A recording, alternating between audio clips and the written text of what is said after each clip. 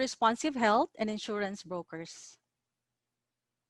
We are very honored by your presence in our fourth webinar entitled COVID-19 and Me. Our topic for today's webinar is very timely and relevant. Today, you will learn everything about COVID-19 disease, the risk factors, transmission, manifestations, diagnosis, and management. You will be oriented on the different COVID-19 diagnostic tests on what, how, and when to use them to protect ourselves from COVID-19. We will also present to you healthcare delivery systems such as telehealth or mobile healthcare services. So sit back, and we hope you will find the webinar informative and useful. Before we formally start our webinar, may we invite you to join us in a short invocation to be led by our Business Development Officer, Ms. Leah Mamuyak.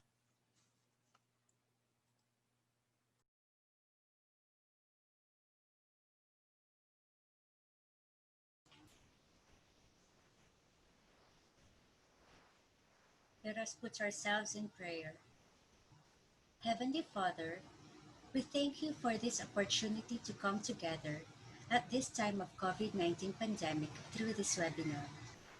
Father God, may this activity become a useful venue to teach and inform our business clients and the general public about the importance of health and wellness. We pray, God, for the leaders of our company and the participants of this webinar, and let the words of our mouths and the meditations of our hearts be acceptable in your sight. O God, our strength and our Redeemer. These we ask in the precious name of our Lord Jesus Christ. Amen.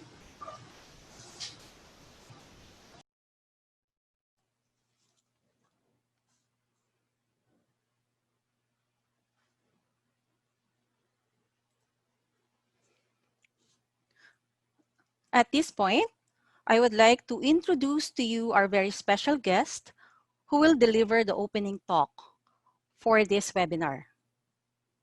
Mr. Jerome Sebastian is the founder and general manager of Kitika Mobile Healthcare Incorporated, a leading telehealth service provider in the Philippines.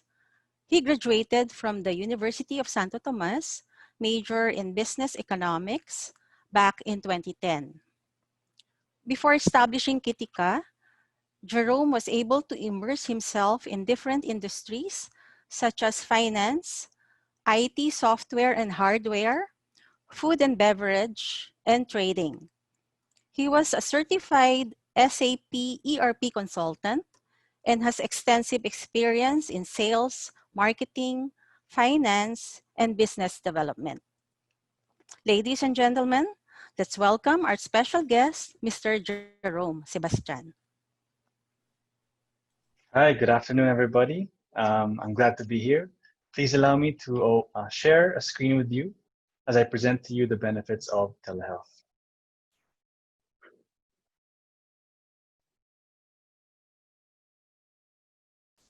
Okay, so first and foremost, I would like to thank Responsive Health Insurance Brokers for extending the invitation to Kitika for us to share our knowledge and experience in providing telehealth services and the importance thereof during this time of uncertainty.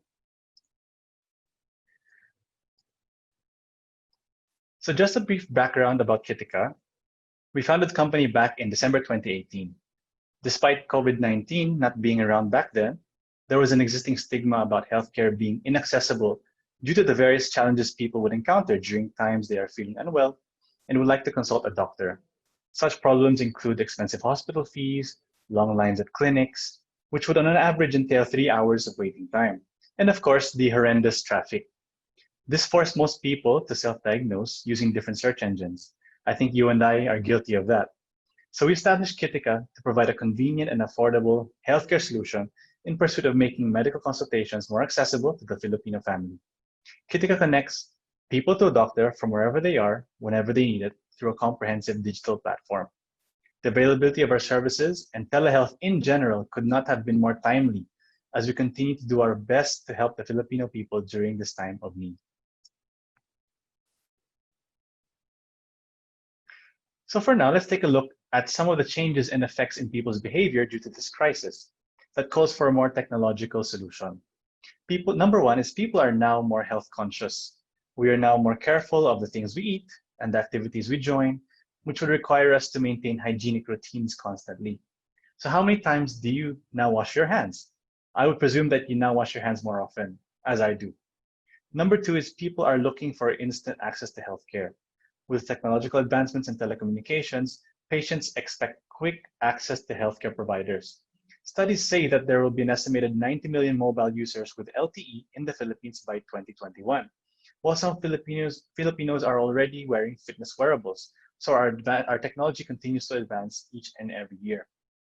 Number three is more and more people are now looking for online support groups through social media to interact with peers who could provide them with health tips and emotional support. Number four is we now all avoid physical visits to clinics or hospitals to avoid the risk of getting infected. Even the regular cold or cough creates panic during this time. So what exactly is the scope of telehealth? To put it simply, telehealth is healthcare delivery at a distance. The broader definition of telehealth, of which telemedicine is part of, based on the World Health Organization, is the use of telecommunications and virtual technology to deliver healthcare outside of traditional healthcare facilities. Telemedicine can provide access to quality healthcare services, can be a tool for prevention and early detection of diseases, provide better access to health information for promotion, surveillance, and management of health conditions, and can most definitely help raise awareness of different types of conditions through patient education. All of this remotely and from the safety and comfort of one's home. So you might be thinking, I'm still confused. What is the difference really between telehealth and telemedicine? So telemedicine is the practice of medicine using technology to deliver care at a distance. A physician in one location uses telecommunications infrastructure to deliver care to a patient at a distant site. What is telehealth? Telehealth refers broadly to electronic and telecommunications technologies and services used to provide general care and services at a distance. So to put it simply, telehealth is different from telemedicine in that it refers to a broader scope of remote healthcare services than telemedicine. Telemedicine refers specifically to remote clinical services, while telehealth can refer to remote non-clinical services. Kitika is both, and we will get into detail of this during this presentation.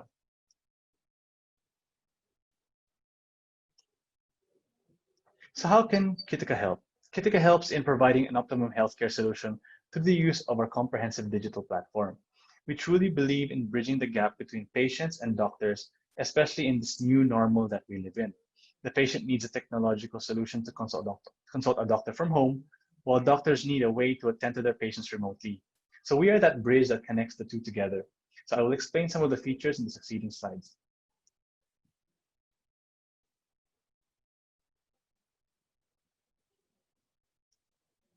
So Kitika provides hassle-free access to quality telehealth care. Our subscription services provide subscribers with 24/7 unlimited medical consultations with primary care physicians. Users can access our services via our website and mobile application, where they can choose the communication method of their choice in consulting a doctor, either through chat, call, or video call. This makes the consultation experience time efficient while helping minimize travel and miscellaneous expenses when seeking sound medical advice.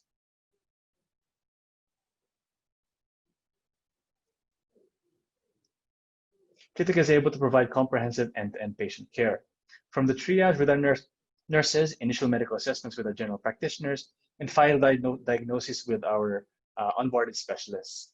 Patients can also have their electronically prescribed medicines delivered to them through a medicine delivery feature, as well as receive electronic laboratory requests and have their results interpreted by our roster of doctors.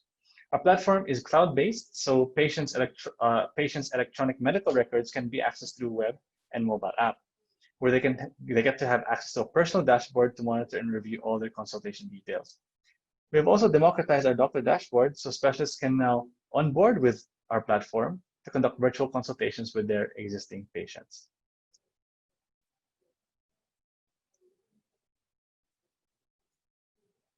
Telehealth is very cost efficient and is the future of healthcare delivery. Allow me to explain further. This slide illustrates the levels of the triage when a person seeks medical attention. The first thing a person would do when seeking medical attention is to seek primary care from their family doctor. But if they don't have a doctor, they would usually go to an outpatient clinic or emergency room to get assessed. It is there where a general practitioner determines whether the patient needs to be admitted to the hospital or seek further advice from a specialist. If it's determined that your condition is at the stage that requires maintenance medicines, the patient would then find themselves engaged in long-term care. But think about the benefits if you added telehealth as the first step in your journey to receiving proper medical care. You could prevent the next three steps, which would enable patients to be more mindful of their health, while individuals, insurance providers, and employers get to minimize the expenses incurred on the next levels of the triage. Studies also show that 80% of initial consultations are manageable through telehealth. And did you know that out of the 100% of ER cases, only 70% of those are really non-ER cases that could have been initially attended to through primary care services, of which telehealth is the perfect solution for.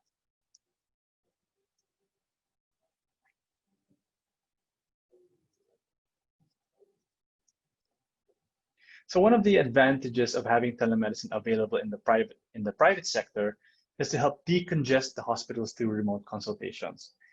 I think we all know that it's now extremely difficult to visit hospitals for non-COVID related cases, as COVID-19 has become the priority of most medical centers. Another advantage is that we can encourage our public sector to implement the same service by equipping them with the technology and expertise in running such services to provide collaborative and inclusive healthcare management. And the third opportunity is the capability of the private sector to provide general data analytics to help in the accurate and monitoring of epidemiological studies.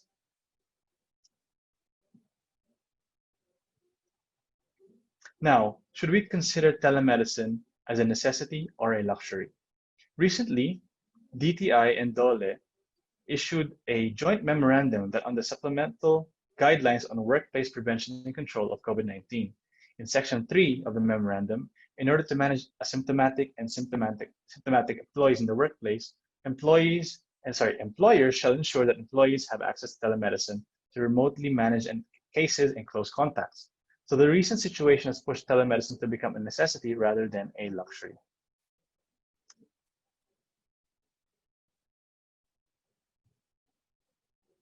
So where do we go from here?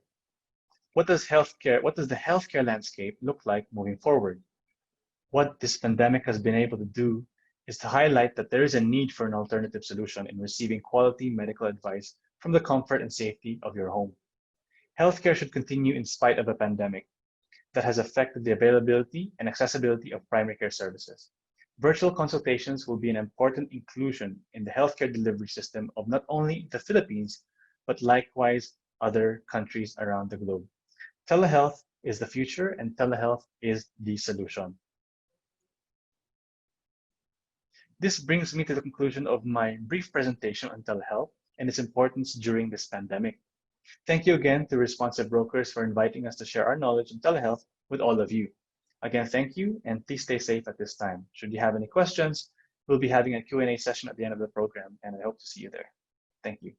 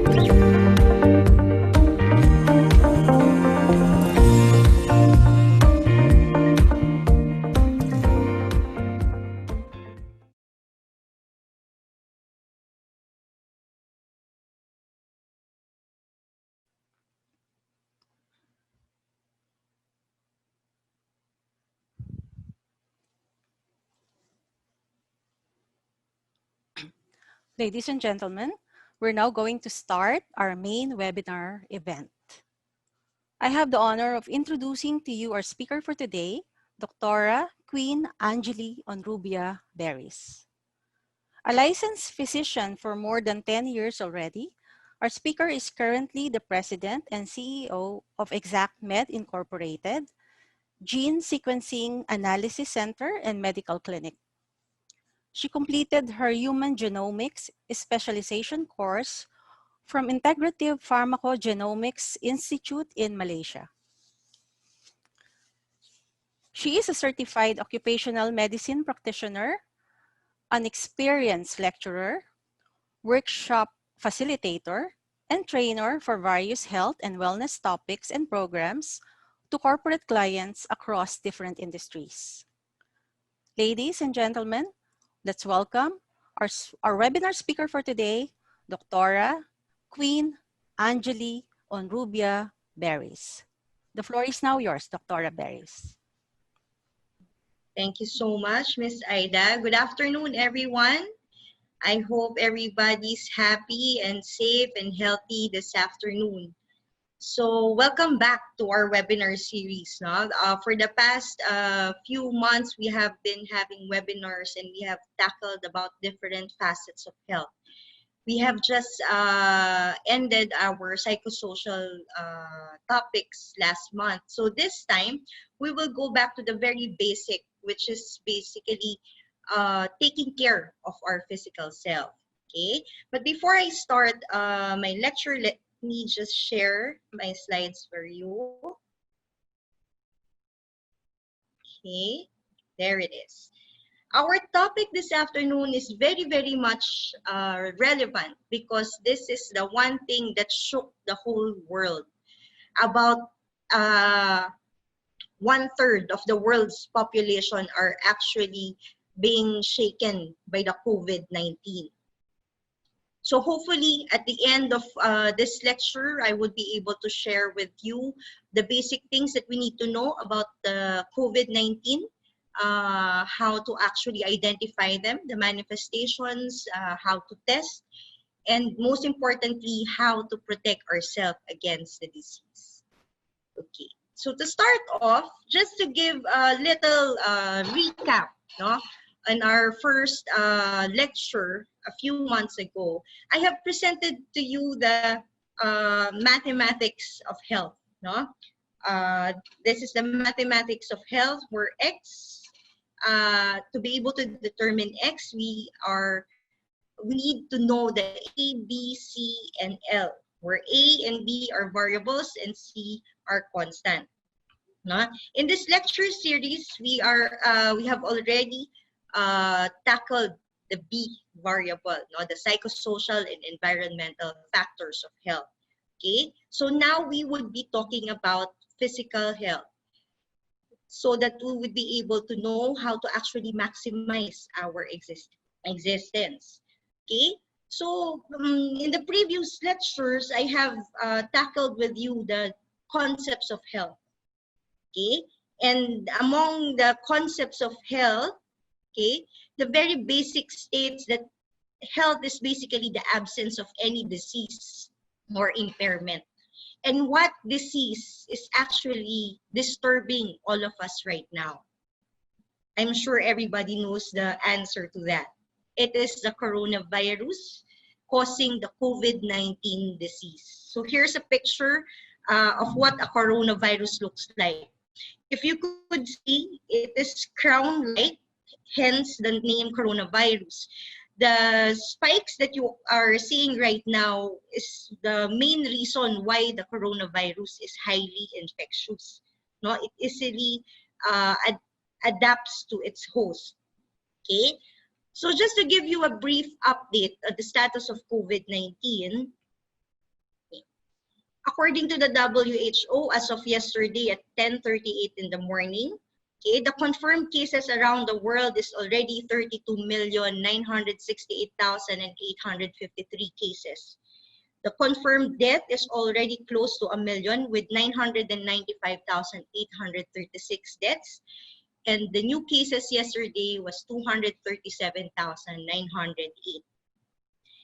In our country, no, based on the data of the Department of Health, as of yesterday at 4 p.m., we have 307,288 confirmed cases, from which 3,073 are new cases. We have a 5,381 number of deaths, giving us a 1.75% mortality rate, which, if I may say, is actually good because we have a low mortality rate. This simply shows that the medical system and the competency of our healthcare workers are actually very, very sufficient. The recoveries are 252,665, which is about 82.22% recovery rate. Okay, so just to give you this picture, it means that not all patients who gets COVID-19 dies. No, most of them, more than 80% of them, actually recovers. So this would give us a little consolation, no? Especially for those who are already having anxiety attacks because of this pandemic. So how do we know if you are not a doctor and if you do not have any test, no? If you have not done any test, how would you at least be able to determine if possibly you have COVID-19? Just for everyone's information, the range of manifestation of COVID-19 is very wide, no? From being asymptomatic, which is no symptoms at all, to severe manifestations. Okay? But from all the manifestations, the most common symptoms are actually respiratory symptoms. No? Same as when you get the flu or any respiratory infection. Okay, so we have fever, tiredness, we have dry cough, though there are some patients who would also show having productive cough as well. We have body aches and pains or body malaise. We have nasal congestion, okay, runny nose, sore throat, diarrhea, loss of appetite, impaired sense of smell and taste. Okay, if you notice, the manifestations of COVID-19 is actually very non-specific. Other diseases could manifest like this as well. That's why we have to be at this point, no, we have to be a little paranoid when it comes to symptoms. Any symptoms that you would be feeling, it is best to actually consult a physician. Okay, I do agree with what Mr. Jerome Sebastian mentioned earlier. Telemedicine is actually recommended by the medical community. No, it helps both the patients and the physicians as well, no, to decongest the hospitals and to minimize the exposure of patients to other patients who have COVID-19. So don't be afraid to seek consult, no? So if you have mild symptoms, it is best to consult your doctor through teleconsult, okay? Now, these symptoms usually develops gradually, no? It would start as mild, okay? Mild fever, mild tiredness, mild diarrhea, okay? And then it slowly and gradually progresses, okay? Some people become infected but don't develop any symptoms at all. These are the patients that we call asymptomatic. Among all patients, these are the most dangerous patients. Why? Because they are asymptomatic. Most of the time, we cannot actually identify who they are. And even they are asymptomatic, they are infectious as well. That's why we always remind the general public to continue practicing general precautions and safety measures against the COVID-19. Okay?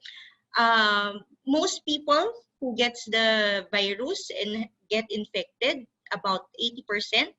No? In our case, in the Philippines, we have an 82.22% recovery rate. No? So they would recover on its own as like other viral diseases. No? Usually, COVID-19 is a self-limiting disease. When we say self-limiting, it actually has its own course and goes away on its own. no particular medication is actually being used against COVID-19. Later on, I will be explaining the medications being used in the hospitals for the severe patients. Around 1 of every 6 people who gets COVID-19 becomes seriously ill or develops the severe manifestation of the disease. And usually this severe manifestation starts off with difficulty of breathing. That is why when patients come to me for consult or even a teleconsult with me, I always ask the patient, do you have any difficulty of breathing? Because among all the progression of the manifestations for COVID-19, this is the most common and this is one of the most dangerous. Okay, so later on, it could develop to a more severe manifestation to the patient would actually need assistance for breathing. No? Hence, we have the mechanical ventilators being hooked to the patient. For some people, they are more vulnerable to actually developing the severe manifestation and actually getting the disease. Okay? And for those who develop severe manifestations of COVID-19, could develop pneumonia as well. Okay? But let me explain to you the type of pneumonia that COVID-19 patients develop. Okay, there are mainly 2 types of pneumonia. We have the viral pneumonia and we have the bacterial pneumonia. So since COVID-19 is caused by the coronavirus, patients who have severe manifestation of the disease would actually manifest and develop viral pneumonia initially. With this, the patient would already be experiencing difficulty of breathing. But since one of the manifestations of COVID-19 is also inflammatory reactions, plus the viral pneumonia, this makes the patient more vulnerable to other infections. And opportunistic bacteria could actually crawl in and infect the lungs as well. Hence, the patient could develop bacterial pneumonia as much as the viral pneumonia. Okay? And if this is not managed properly, or if the patient would not be able to respond well to the treatment being given to pneumonia patients, then acute respiratory distress syndrome could develop. In this case, the patient can no longer breathe on his own. No? They would be having difficulty of breathing, that an aid of a mechanical ventilator is already warranted. But in some cases, there are evidences that show that not only respiratory symptoms could be seen for COVID-19 patients. No? Thrombocytosis, stroke, and heart attack were also seen for COVID-19 patients. As a matter of fact, a lot of patients were brought to the hospital presenting heart attack or stroke. But when they test these patients, they were positive for COVID-19. And later on, it was found out that this disease could actually develop clotting, no? Unnecessary clotting in the blood, no? Which could lead to your stroke and to your heart attack.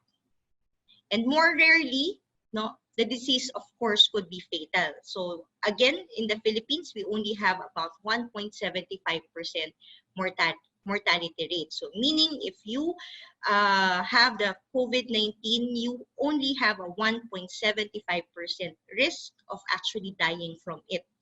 Okay?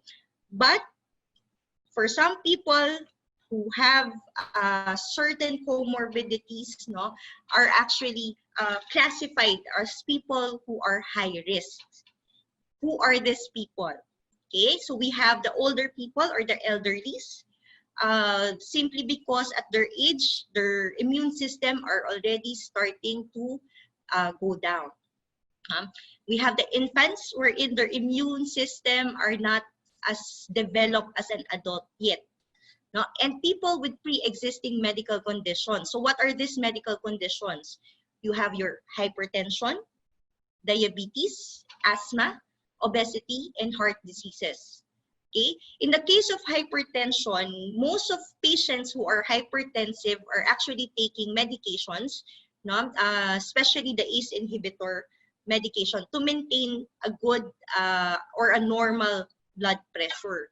But sometimes this medication could actually interact with the body, making you more vulnerable to develop the severe manifestation of the COVID-19. Okay? For diabetic patients, on the other hand, diabetic patients are vulnerable in getting the disease and developing the severe manifestation as well. How? Diabetic patients have high sugar levels.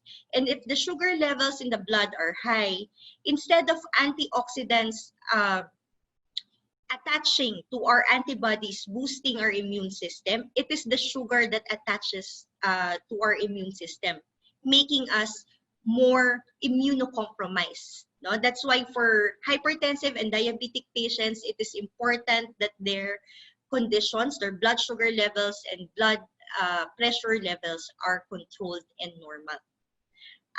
Most of the time, patients and companies that I handle would ask me, Doctora, if our employee is a diabetic or a hypertensive patient, are they allowed to go back to work?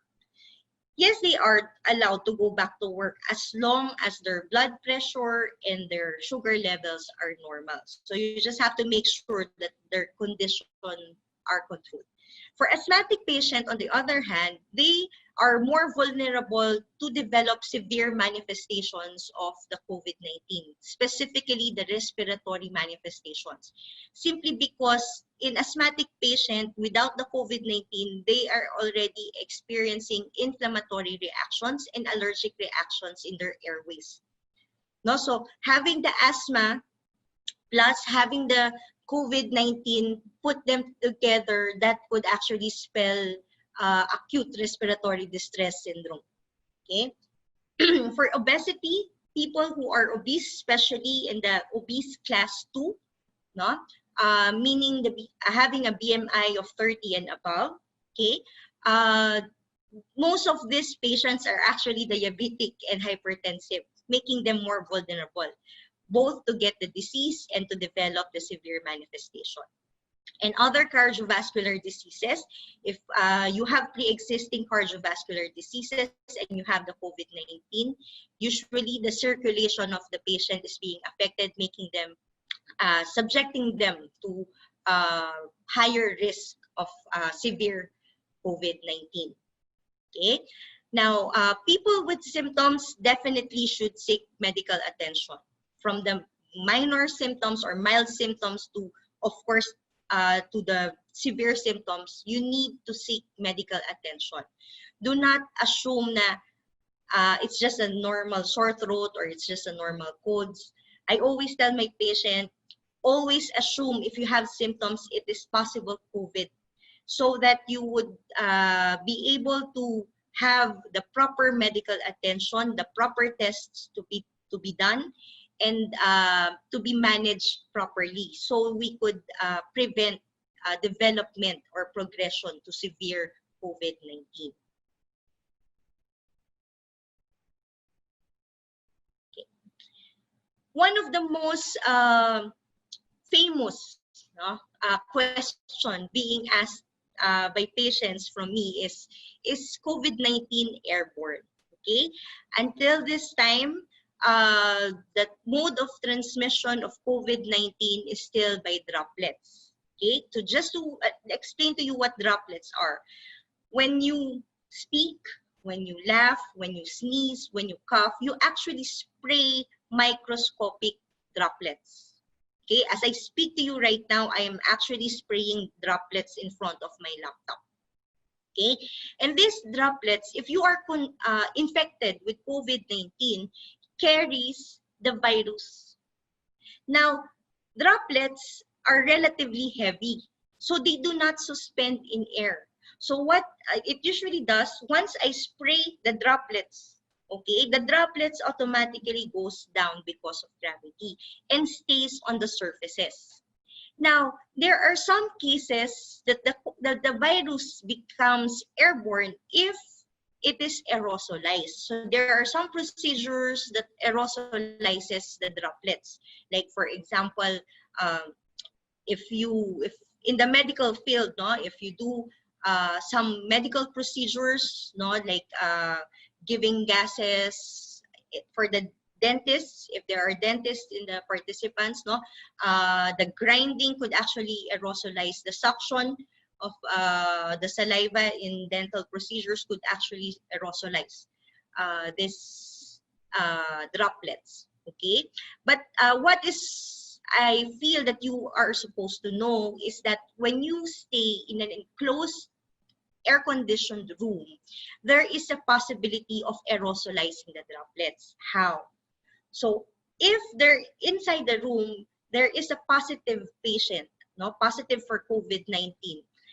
The air conditioning actually could suck in the droplets that this patient sprays. Now, once the air conditioning sucks those droplets, it actually blows it back to the room. Once it blows it back to the room, then the droplets becomes aerosolized, making the virus quote unquote airborne.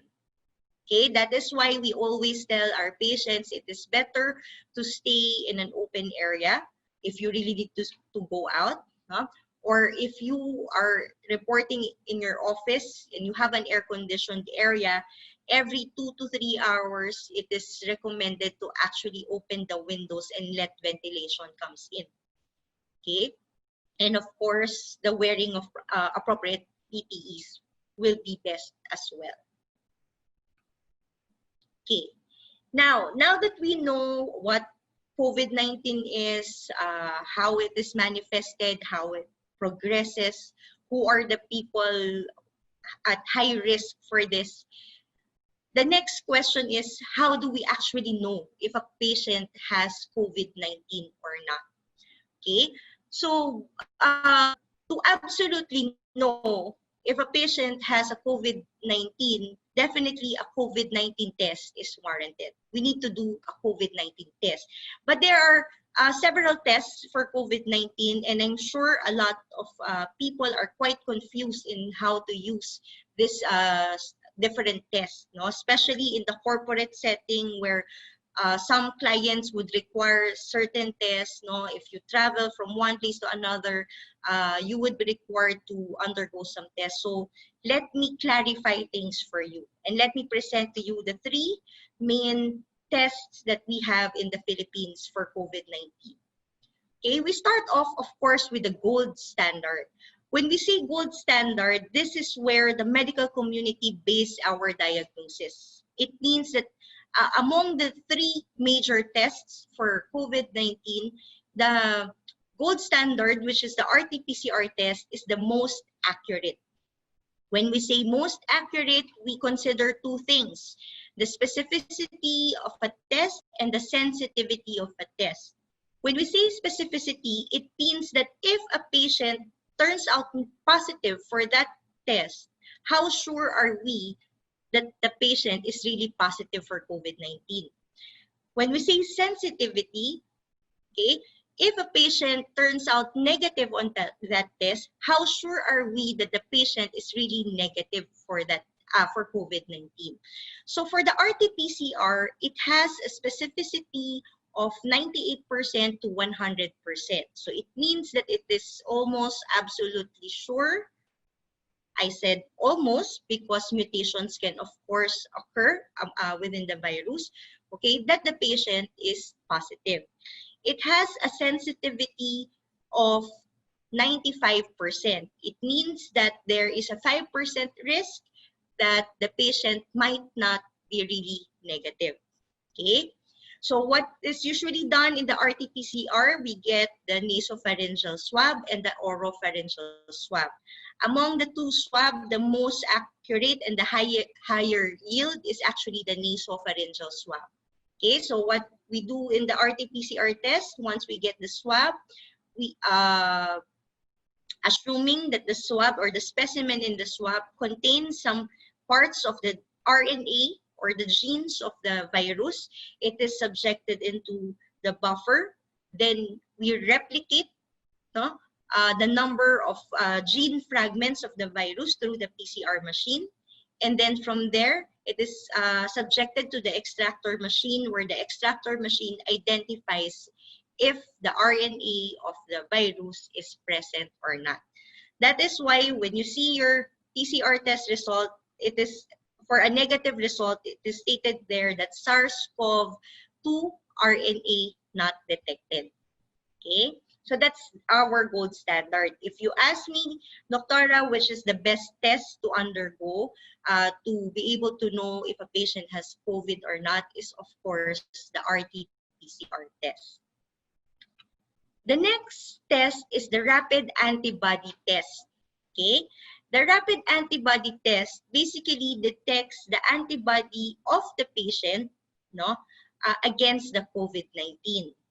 Usually, it detects the IgM and the IgG. The IgM is the antibody for acute cases. The IgG is the antibody for past cases. So it means if the patient is positive for IgM, there is a chance that the patient is currently having the infection. If the patient is IgG positive, it means that the patient might have had before the COVID-19 or the disease is already on the latter stage. No? The viral load is already going low and the IgG is already developing. Okay, what is this is what companies usually use, no, to actually know if their employees have COVID-19 or not, because among the three, this is actually the cheapest. But let me remind you, the original use of an antibody test is not to diagnose. The antibody test is actually used to monitor COVID positive patients if the patient have already developed the antibody for it. This is used for public health purposes to monitor the immunity of a population against the COVID-19. At the same time, it would also help to know if that patient has the antibody and could help other patients who are actively having the severe manifestation of COVID-19. So let me again emphasize, it's not supposed to be used for diagnosis, but for monitoring. Even the laboratory-based antibody test, or the ECLIA or the ECLIA, okay, is supposed to be used to monitor patients who have COVID-19. Now, the accuracy of the antibody test, no, the rapid antibody test, is actually quite low. That's why it's not used for diagnosis. No, the specificity of rapid antibody test is actually just for 30 to 50%, and the sensitivity is just 30 to 40%, meaning you have around 50 to 60% risk that the result are actually not true, that you have your false positives and your false negatives. In terms of false positives, it usually brings about panic, no, in the household or even in the workplace. Every day I encounter in the companies that consult with me, no, that their employee resulted positive in the rapid test, that they need to verify with the PCR if it's really positive or not. And on the other hand, they need to subject them by protocol to the quarantine. So it actually causes a lot of hassles, especially in the corporate setting, because of the high rates of false positive and false negative for the rapid antibody test. Now, we have the newest among all the three types of tests is the antigen testing. When we say antigen, it is the protein part of the virus that actually adheres, no, to our antibodies and activates our immune system. Okay, so meaning the antigen testing detects the protein part of the virus. So it detects the virus. That is why the specificity of an antigen test is actually 97 to 100%. Meaning, if you are positive with an antigen test, we are sure that you are positive. You do not need to verify with a PCR. So you go directly to medical management. This already eradicates the false positive results, no? Which is quite convenient in the corporate setting. Now, in terms of sensitivity, it has a sensitivity of 84.38%, a bit lower than that of the RT-PCR. That's the reason why the RT-PCR is the gold standard. So meaning, if the patient is negative for antigen testing, we only have around 15 to 16% risk that it is false negative. No, and that is actually quite low. There we go. So that just to give you a comparison among the three tests, okay, in terms of specimen, we get the naso and oropharyngeal swab for the RT-PCR. We get the nasopharyngeal swab for antigen test. We get the blood for the rapid antibody test. In terms of function, both the RT-PCR and the antigen test detects the virus, while the antibody test detects the antibodies of the patient. Okay. In terms of accessibility, the rapid antibody test and the antigen test is the most accessible because it is a point of care test. When we say point of care, the one conducting the test could actually go to where the patient is. No? The patient does not need to go to the laboratory or to the hospital to be tested. In terms for PCR, okay, you need to go to the laboratories or the hospitals to access this test. As of this time, a lot of PCR testing facilities are quite congested. No? That's why for the results, it takes about 3 days to 1 week to get the result. Only a very few laboratories could deliver the result in 24 hours. Though to process an RT-PCR test, you need 24 hours. That's actually the shortest time that you could process the RT-PCR. In terms of rapid antibody test, it only takes 15 minutes. And in antigen test, it takes 15 to 30 minutes. Okay. Again, in terms of accuracy, the specificity is 98 to 100% for RT-PCR, 30 to 50% for rapid antibody test, and 97.85 to 100% for antigen test. For sensitivity, we have 95 to 97% for RT-PCR, 30 to 40% for rapid antibody test, and 84.38% for antigen test. And for cost effectivity, the most expensive is actually the RT-PCR.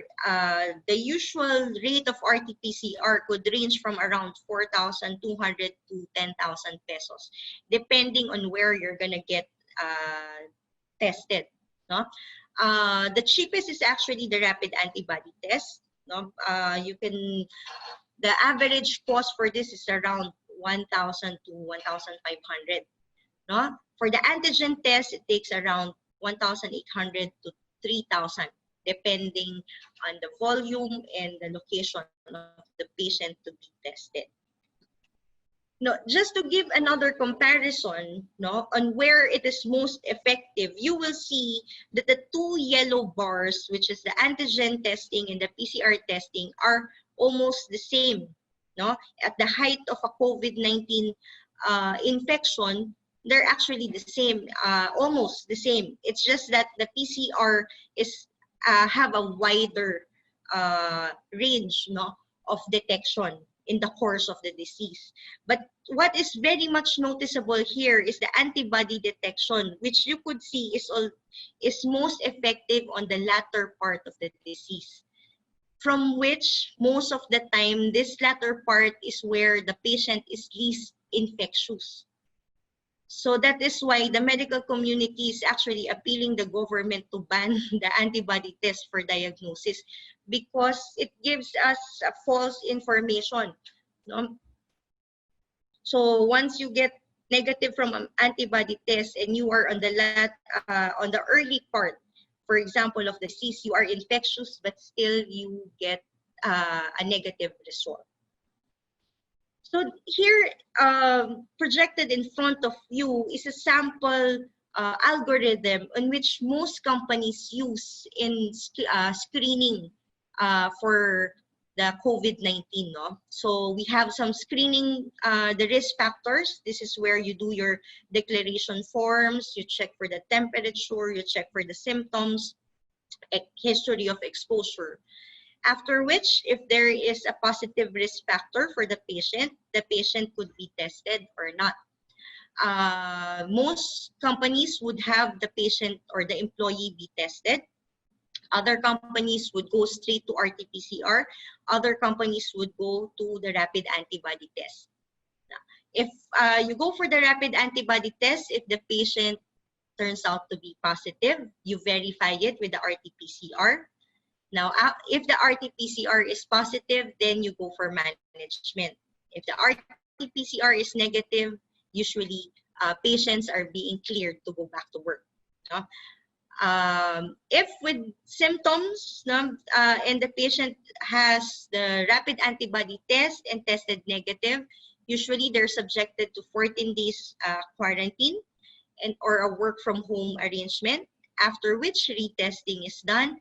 And then if negative, the patient is fit to work. And then if positive, you verify again with an RT-PCR. So you will see how repetitive or how redundant the testing are if you use the rapid antibody.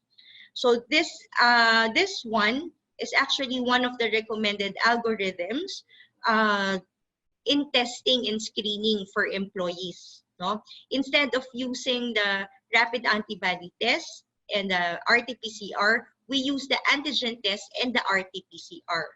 Okay, so usually if the patient has a risk factor or during the screening, if the patient is asymptomatic, then you could actually just use the antigen test.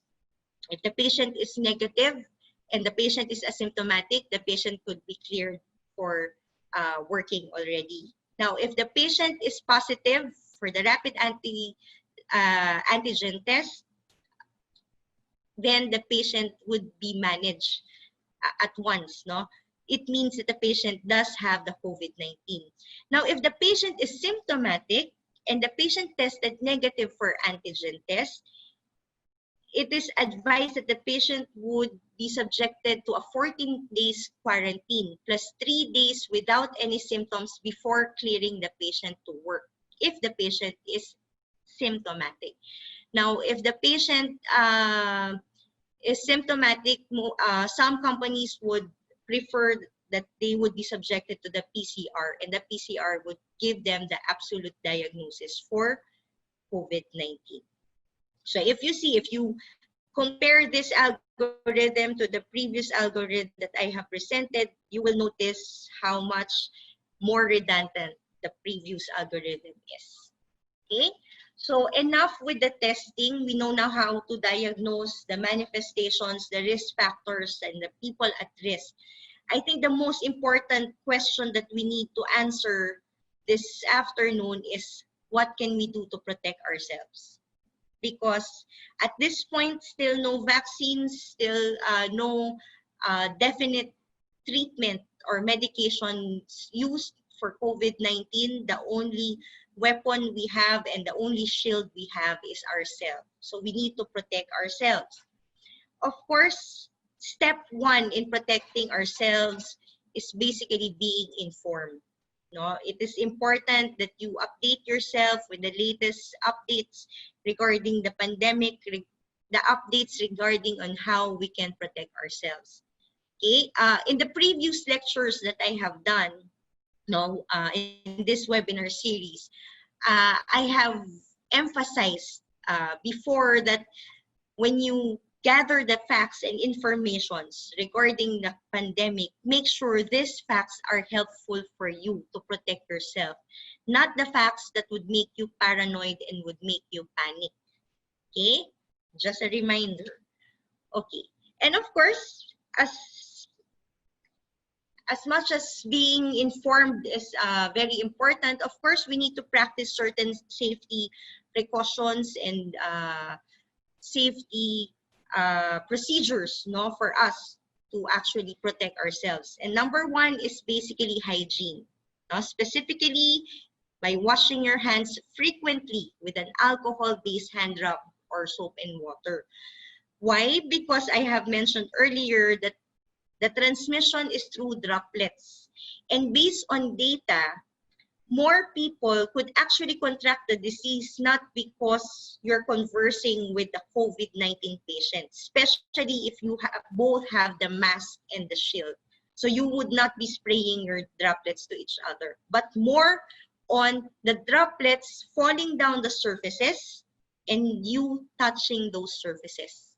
That's why it's very, very important for you to wash your hands frequently, either with an alcohol-based hand rub or soap and water. But the next question is, Doctora, which is better, soap and water or the alcohol? In terms of disinfection, it's actually both effective. But I do have a practical advice to people with regards to washing their hands. Now, if you are outside your house, you are in a public place, I would recommend you to wash your hands with an alcohol-based hand rub. Why?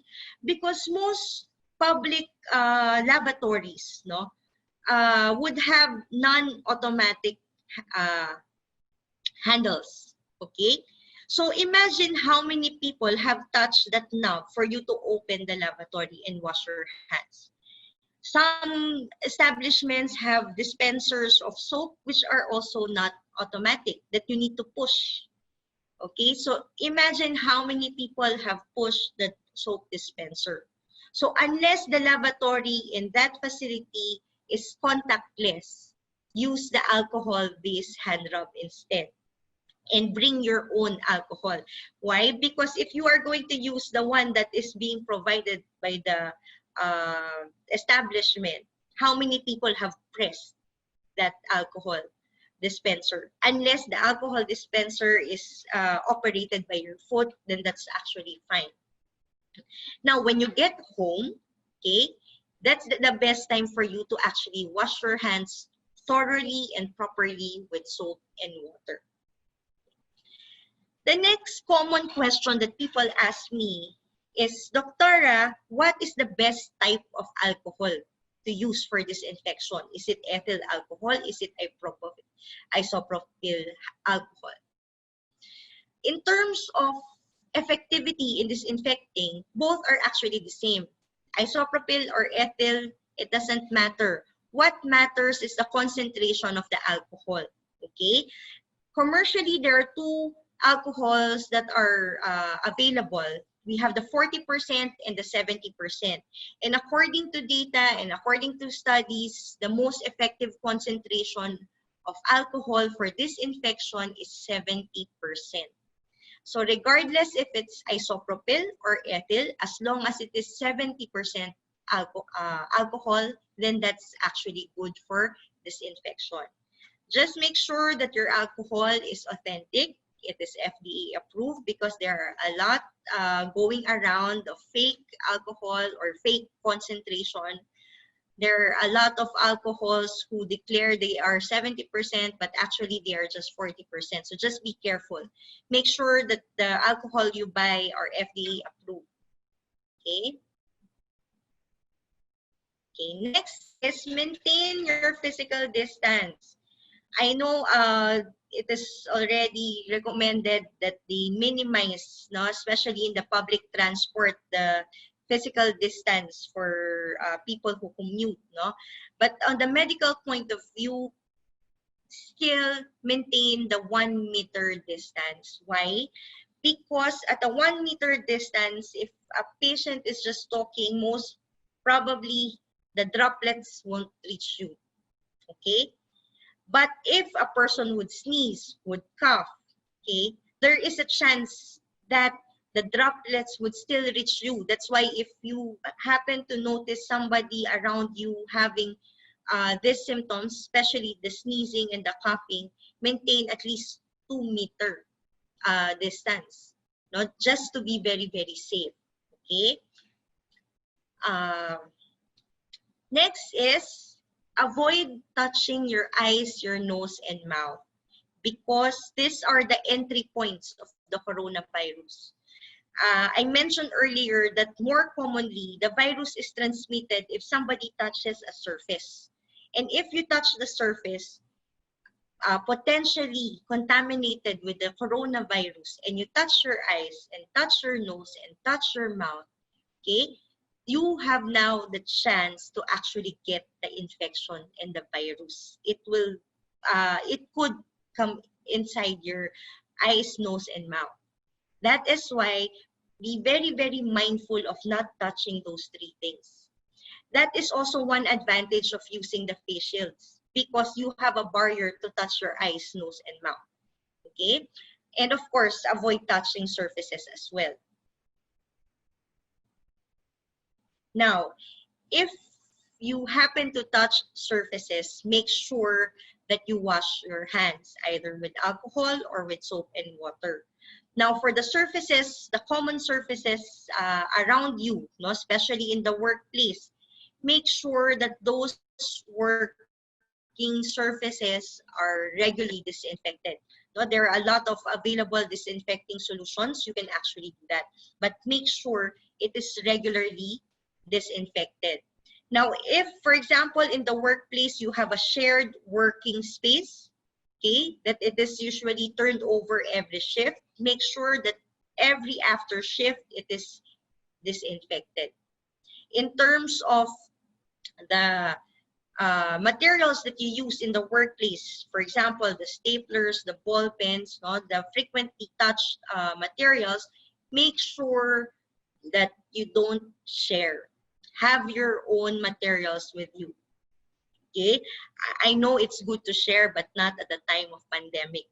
Okay, so it's best to have your own set of office supplies uh, and not share them with anybody.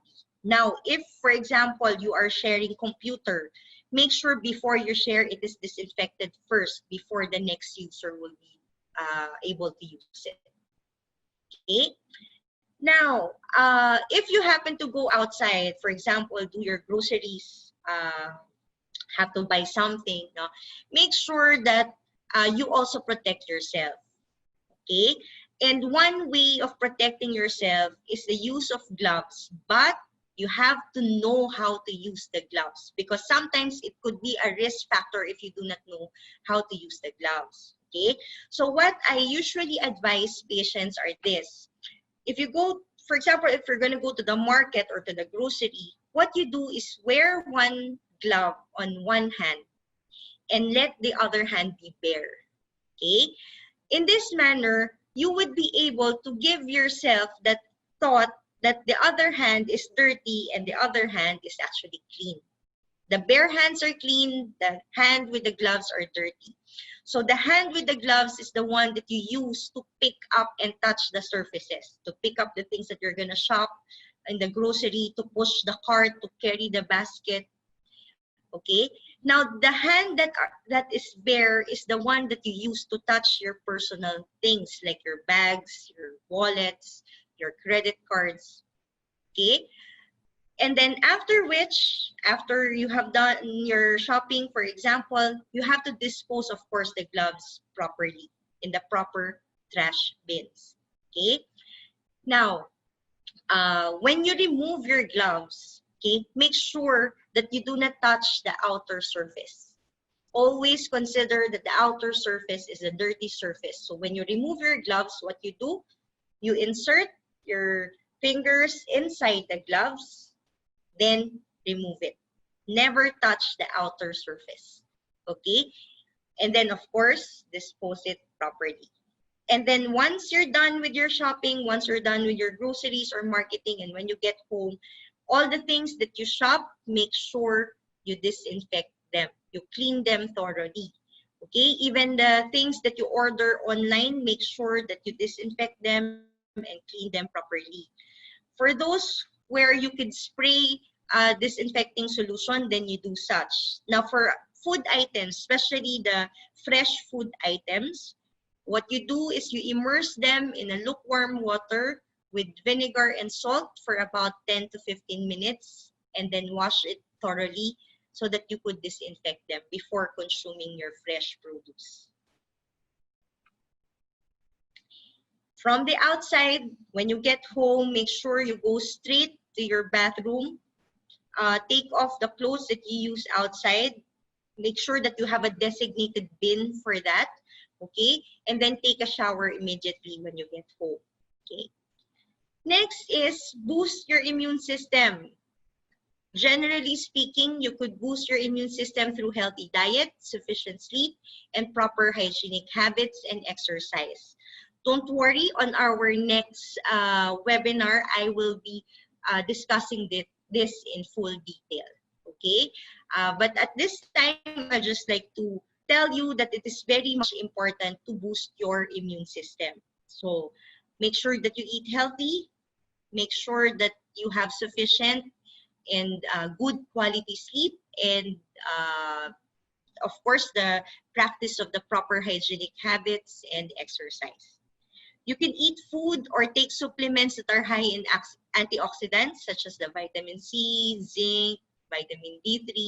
I will be explaining that on my next webinar, the supplements that we could actually take. But just a reminder to everyone, not all supplements are good for everyone.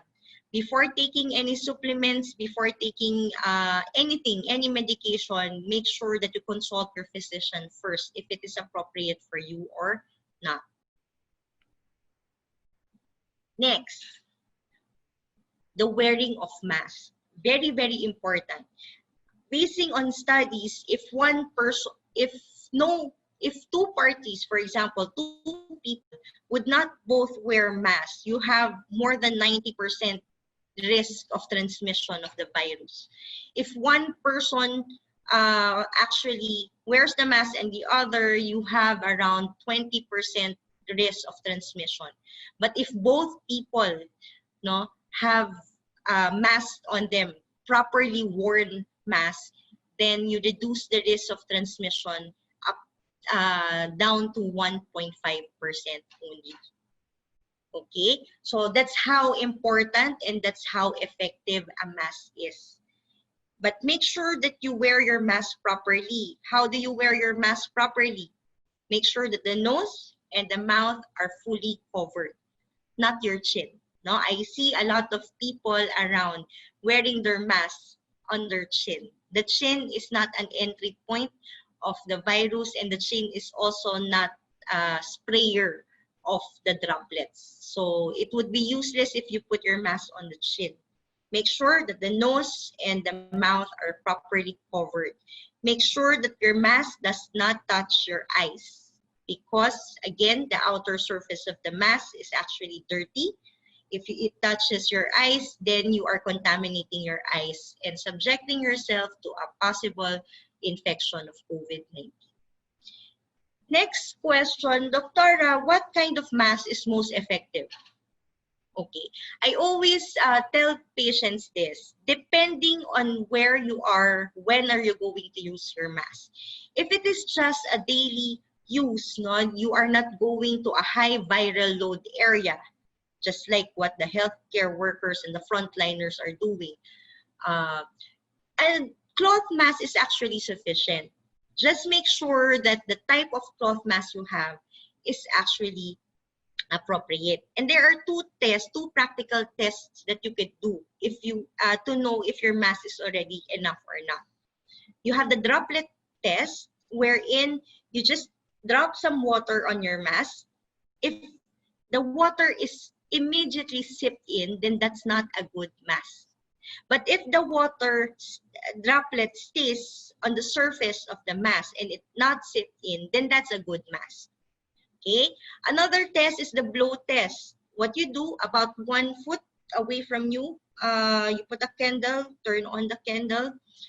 1 foot away, if you can turn off by blowing that candle, with your mask on, and the candle actually is put off, then that's not a good mask. But if you cannot put off the candle at a 1 foot distance wearing your mask, okay, then that is a good mask. So that's how to practically test if your mask is good or not.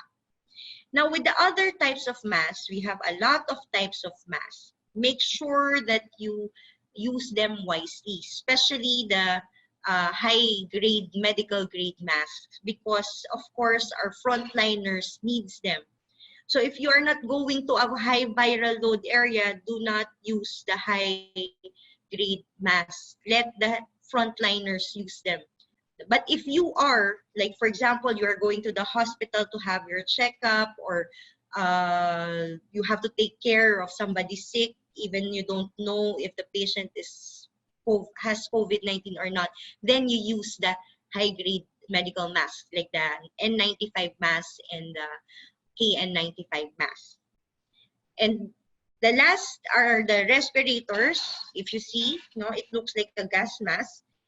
For those who are not in the front line and not directly taking care of COVID positive patients, then you do not need them. Okay, let the frontliners use them instead. When you, of course, again, when you put the mask, make sure that the nose and mouth are fully covered. Make sure before touching your mask, you wash your hands first, okay? And then when you put on your mask, it is best that the mask is snug fit. No gaps between the face and the mask. Always consider that the mask, the outer surface of the mask is actually dirty. So never touch it. And if you are, for example, you are going to eat, you have to remove your mask. Do not put the mask on the surface of the table. Better yet, there are some available hooks for masks now. You can actually use that. Or if there are no other way for you to actually put down your mask on a clean surface, you put it down with the outer surface under. Okay, so you just have to consider that the surface of the table is dirty, the outer surface of the mask is dirty, so it is always dirty surface to dirty surface, not the clean surface. Okay, if you are to ask me how to wear the surgical mask, where is the white side and where is the colored side? Remember, the white side is always the clean side. So the white side is the one touching your face. And the colored side is the dirty side. So the colored side is the outer surface. Okay?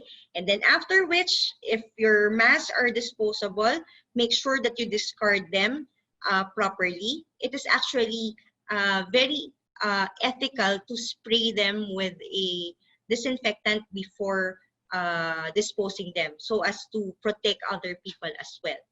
Okay, if your masks are washable or reusable, make sure it is disinfected properly, depending on the material or the type of mask that you have. So you just have to follow the disinfecting instruction of a particular mask. Next, there are a lot of UV lights, ozonizers, and air purifiers being sold around. So the question is, Doctora, are these effective? Okay, let's start with your UV lights and ozonizers. Yes, they are effective, but make sure that you know how to use them. Remember, the ozone and the UV lights are actually harmful to us humans. If it is harmful to virus and bacteria, it is also harmful to us. So if you are using UV lights and ozonizers, make sure that you use them with nobody inside the room or inside the area. Most of the UV lights that are being sold right now are remote controlled. So what you do, make sure that the room is clear of any person, plants, or animals. Okay, place it at the center of the room, go outside the room, and then close the door and turn the UV on by the remote control. Depending on the specification of your UV light, usually it takes around 15 to 30 minutes, to turn to leave it on. After which, turn it off or automatically set it on a 15 to 30 minute timer. And then once it is off, open the windows and the doors so that ventilation would come in, and let the room be ventilated for another 15 minutes before occupying the room. Okay, that's how you use your UV lights and ozonizers. And of course, you also have to make sure that the UV lights and ozonizers that you buy are real. No, there are a lot of uh, pseudo UV lights and pseudo ozonizers being sold. No, there are just basically lights and not UV lights at all. So giving you the false confidence that the area is disinfected, but it's actually not. So make sure you buy a reputable brand for them. Okay. Now, in terms of air purifiers, there are several types of air purifiers. The most effective for purifying the air with virus is actually the ones with the HEPA filter, and make sure that the filters are being replaced regularly as instructed in the manual of your air purifier. Otherwise, if the filter is not HEPA filter or not designed for virus and bacteria, the air purifier would just purify the um, impurities of the air and not actually the virus. So make sure before you buy your air purifiers, you check the specification. Okay, but these are actually effective. In the clinics, we use all of those, not to make sure that the clinics are actually clean and safe. Next is one way uh, to protect everyone from the COVID-19 is actually through vaccination. Not the COVID-19 vaccine because we do not have them yet, but there are 3 vaccines who are found to be very helpful in adding protection against the COVID-19. And these are the flu vaccine, the pneumococcal vaccine, and the MMR vaccine. By principle, basically, if you are injected with these vaccines, your antibodies becomes activated, and these antibodies could help add protection for you. It is, again, it is not an anti-COVID vaccine. No, it is just added protection. Some societies, medical societies, have described the protection of these vaccines as like an additional face mask. No, that's a kind of protection it does for you. Unfortunately, the flu and the pneumococcal vaccine supply is actually not sufficient anymore. No, personally, I have already talked to the manufacturers of the different brands of the different flu and pneumococcal vaccines, and they do not have supplies. Their projection is they'll be having the supply by next year already. So if you happen to meet somebody like a physician who still has these vaccines, take advantage of it because the manufacturers themselves does not have any more supplies. For the MMR vaccine, this is usually included in the basic immunization program in the Philippines. So if your children have completed their vaccination through their pedia or the health centers, there's a big chance that they already have the MMR. Now, for our adults, if you do not know if you have the MMR vaccine or not, it's okay to have to be vaccinated with 1 dose. That's actually fine. Okay. Now that we know the basic things to do to protect ourselves, what happens if you contract the COVID-19? Generally speaking, in the hospital, what they do for COVID-19 patients is actually just symptomatic approach. When I say symptomatic approach, it means that they just cure the symptoms and not the disease.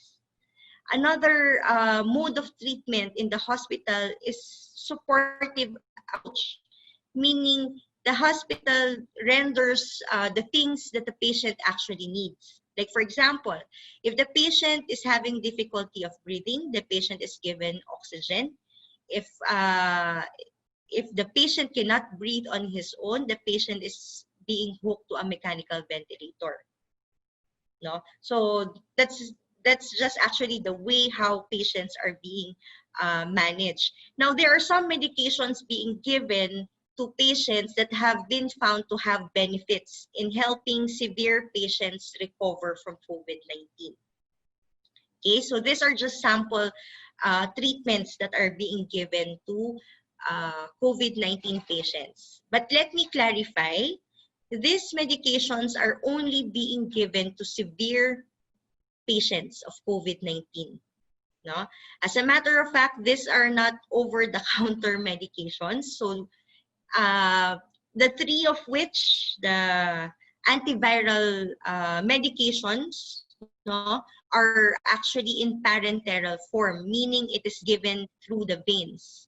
Only one medication that is in tablet form, which is the hydroxychloroquine. But this is not an over-the-counter medication. And let me emphasize this for everyone, no? Because there has been a time that some people had hoarded, no, the hydroxychloroquine. It is not used to prevent COVID-19. Okay? If you weigh the benefits of the hydroxychloroquine versus the side effects, which are potentially fatal, no, the side effects outweighs the benefit of hydroxychloroquine. So this is actually just used for the severe types of COVID-19 where no other medications are, where the patient is not responsive to no other medications anymore.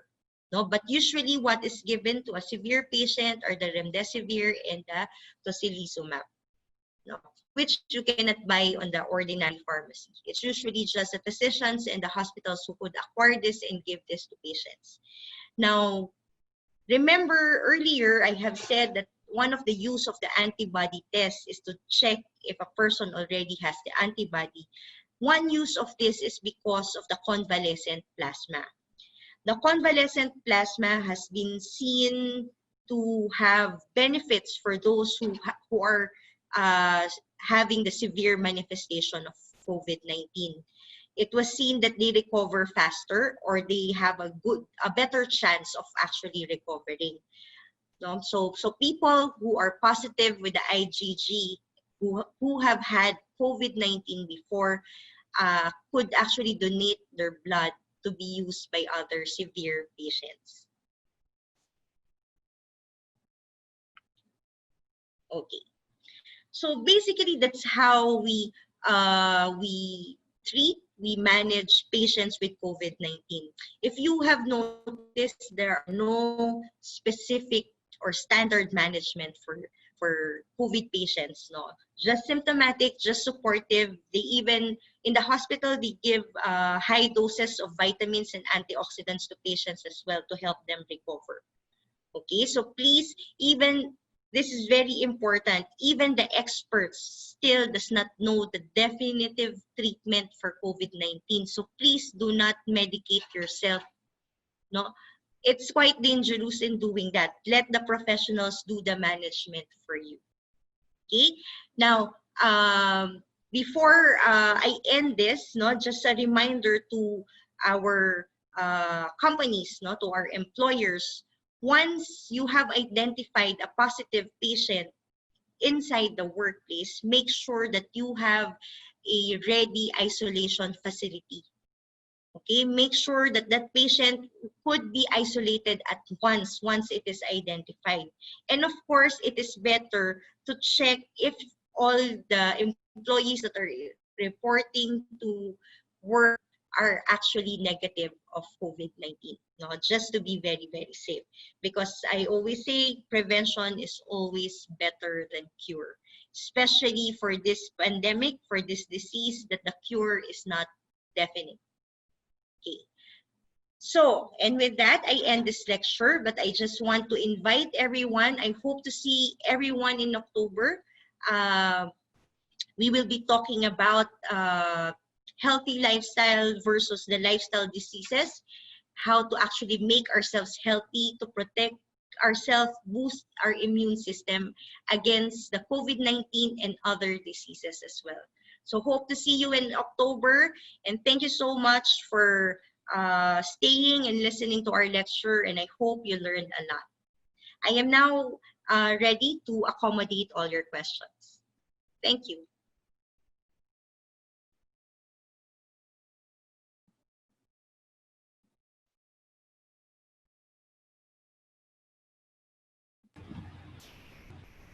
Thank you very much, Dr. Berris, for your very comprehensive presentation. At this point, we will now open our question and answer portion of the webinar. We will have our two distinguished speakers to answer your questions. We would like to thank our participants who sent their questions in advance and to those who sent questions via the chat box. The first question is for Mr. Jerome Sebastian. Hi, good afternoon, everyone. Hi, good afternoon, Sir Jerome. How can your company, Kitika, deliver mobile health services to the employees? Can Kitika also cover dependents or family members of the employee? That's a good question. So, should you wish to have Kitika as a health benefit for your employees, you may feel free to give Responsive a call so that your employees can be covered. As for the dependents or family members of the employee, absolutely no problem. So, this means that Responsive can offer a package that includes slots for the employees to include their loved ones as dependents of their Kitika subscription.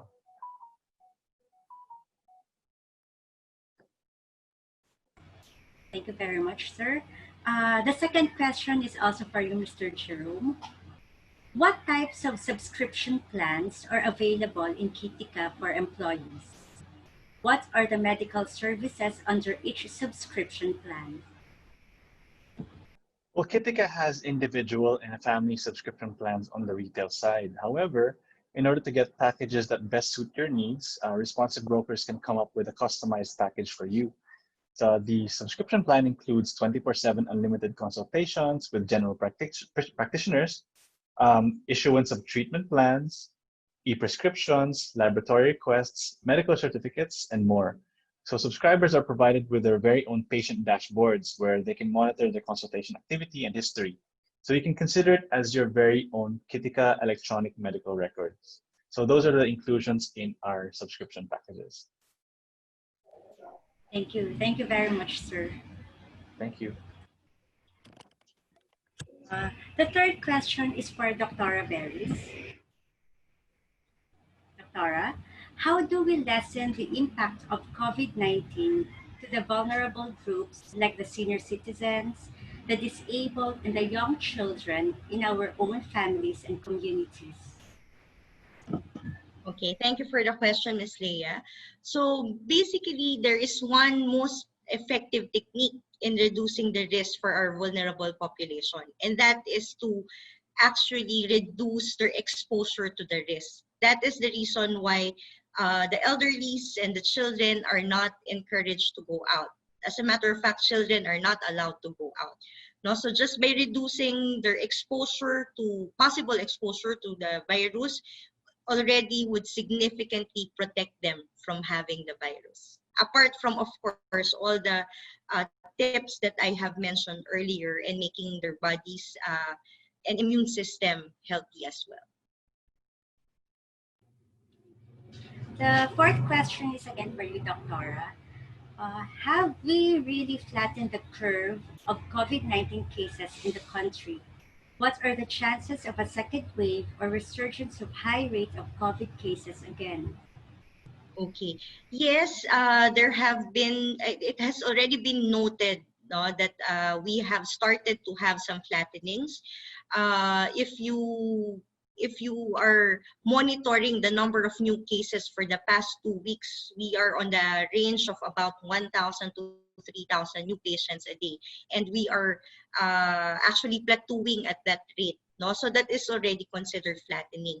But I think what is more important to know is not to be lax, even though we are already having the plateau.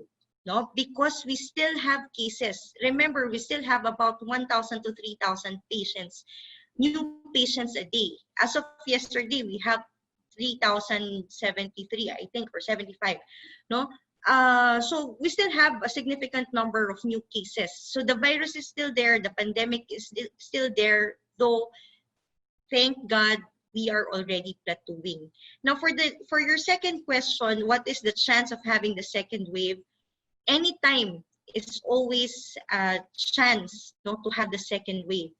One of my concerns actually now that a lot of people have already noticed that we are on a plateau with the new cases, and the quarantine is slowly being relaxed, further relaxed.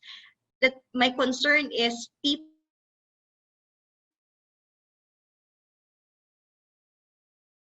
might also be too with regards to the precautions against the COVID-19. So I am appealing to all the participants to please do not do that. No? Make sure that even though we are plateauing, we have to keep ourselves safe, still safe and cautious as well. Okay, so in that manner, we will not be stuck plateau. We would not have a chance to have the second wave, but furthermore, we will be decreasing the cases of COVID-19 in the Philippines. So still be careful. And I always tell patients, assume that the person in front of you has the COVID-19 so that you would be more careful. Uh, Thank you. Due to time constraints, we will ask the last question to Dr. Berris. Dr., for the final question, if and when the Philippines is able to import COVID-19 vaccines from foreign manufacturers, when is this going to happen and how much? How many dosage do we need to gain immunity from the disease? Okay, thank you. So with regards to the when no the vaccines will be available, the COVAX facility, basically this is a conglomeration between the WHO, the Gavi, and the CEPI, no, is targeting the first quarter of next year. No, but this is their target, and we hope that they would be able to aim for that. No, so hopefully first quarter of next year it would be available, but of course we still have to wait, no, because all of the vaccines that are being manufactured now are still on the clinical trial phase. Okay, now with regards to the costs, we have around nine different manufacturers making vaccines that are registered under the COVAX facility, and the range of their prices is actually quite wide. No, it's ranging from about $32 to $200 per dose. Okay, so we have to wait on that, which one is would be available in the Philippines, and how much would it be. But more or less at this point, they are eyeing a range of $30 to $200 per dose. And with regards to the dosing, they are still studying how many doses we need, because there have been evidences of reinfection. And it was noticed that a good number of patients would actually only have their antibodies active in the first 3 months after their infection. After 3 months, a good number of them, no, would have diminished antibodies already. Okay, so they are eyeing that we might be needing at least 2 doses of the COVID-19 vaccine. But of course, we need to wait for the official statement uh, of that regarding the vaccines. Thank you. Thank you again, Dr. Any parting words? Okay, so thank you so much, responsive, Ms. Leah, for giving me the opportunity to again share our knowledge to all the participants. Thank you for listening. I hope you have learned something this afternoon, and I hope to see you in October so we could talk about how to make strong and healthy. And again, no, this is my appeal to everyone. Please, please always be safe. Do not relax. Do not relax your own quarantine. Even if the quarantine would be relaxed, do not relax your precautions. This will protect us. Hopefully, this COVID-19 will end soon, and everything would go back to normal, and everything would actually be better. So God bless everyone, and thank you so much. Have a good day.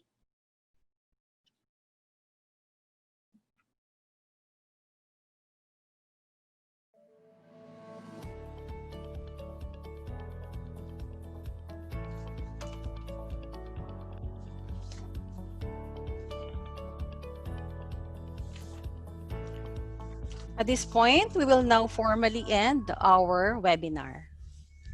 We would like to thank Dr. Queenie Berris and Mr. Jerome Sebastian, our distinguished speakers for this webinar, for sharing their expert views and insights. Ladies and gentlemen, we will now activate the online Zoom survey.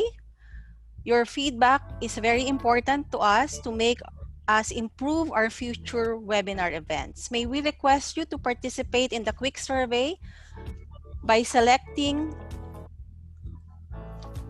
the rating for each survey question. The recorded version of this webinar will be posted in our website and YouTube channel. Please watch out for it.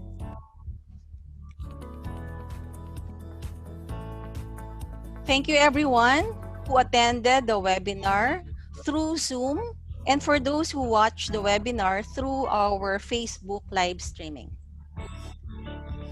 See you in our next webinar. Good afternoon, everyone.